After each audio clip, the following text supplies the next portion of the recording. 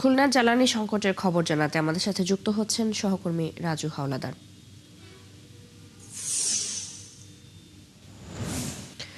রাজু, জ্বালানি সংকটের কি ধরনের প্রভাব পড়ছে, গ্রাহকদের দুর্ভোগের খবর জানাবেন।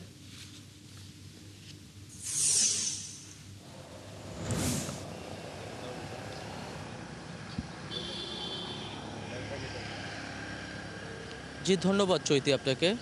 চৈতি, খুলনার যে গ্রাহকের মানে ভোগান্তি, এটা মানে খুবই খারাপ অবস্থা আছে। কারণ কি, খুলনা আসলে দক্ষিণ পশ্চিম অঞ্চল, মাছের একটা ব্যবসা এখানে রয়েছে। এই মাছের ব্যবসার জন্য সুন্দরবন থেকে এবং ট্রলারে করে সমুদ্র থেকে বেশিরভাগই মাছ এখানে মানে আনা হয় এবং বিক্রির জন্য বিভিন্ন শহরে বিভিন্ন এলাকায় নেওয়া হয়। কিন্তু ট্রলারের তেল পর্যাপ্ত পরিমাণে না পাওয়ায় তারা মাছের ক্ষতি হচ্ছে। এছাড়া খুলনায় হচ্ছে যে যারা চাষবাস করে তাদেরও অনেক পর্যাপ্ত পরিমাণে ক্ষতি হচ্ছে। এবং এই খুলনা শহরের দিকে কিছু কিছু জায়গায় তেল পাওয়া যায়, কিন্তু খুলনার বাইরে যেমন আশেপাশে অঞ্চলে, যেমন উপজেলাগুলোতে ডুমুরিয়া, বটিয়াঘাটা, তেরোখাদা, এইসব অঞ্চলে আসলে তেল পাওয়া যায় না। আমরা বেশিরভাগই দেখেছি যে খুলনার বাইরের, আপনি যেমন খুলনার বাইরে যারা খুলনার বাইরে যেখানে যারা আছে তারাদেরও, যেমন নড়াইলের লোক এসে খুলনার সিটির ভিতরে এসে যে পেট্রোল পাম্পগুলি রয়েছে, এই পেট্রোল পাম্পে দেখা যাচ্ছে তারা এসে সিরিয়াল দিয়েছে। এবং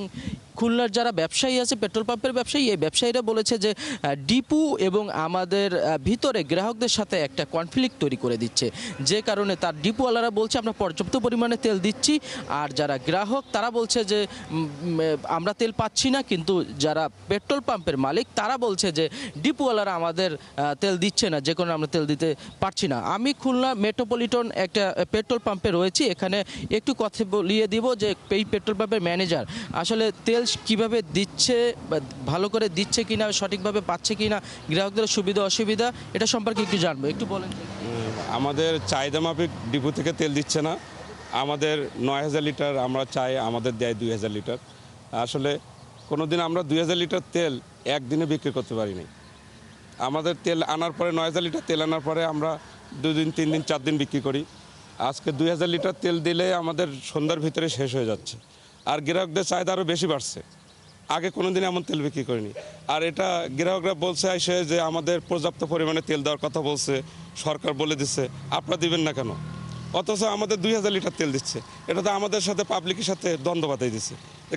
চৈতি, আসলে শুনছিলেন যে পাবলিকের সাথে মানে পেট্রোল পাম্প মালিকদের সাথে একটা দ্বন্দ্ব হচ্ছে, যে কারণে আসলে পেট্রোল পাম্প যারা এখানে চালাচ্ছে তারাও আসলে ভালো করে ব্যবসাও করতে পারছেন না।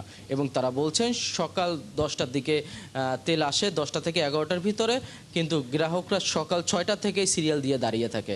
তো চৈতি, এই ছিল খুলনার। জি রাজু, ধন্যবাদ আপনাকে। আপনি জানাচ্ছিলেন সেখানকার জ্বালানি সংকটের খবর। খুলনা থেকে যুক্ত ছিলেন সহকর্মী রাজু হাওলাদার।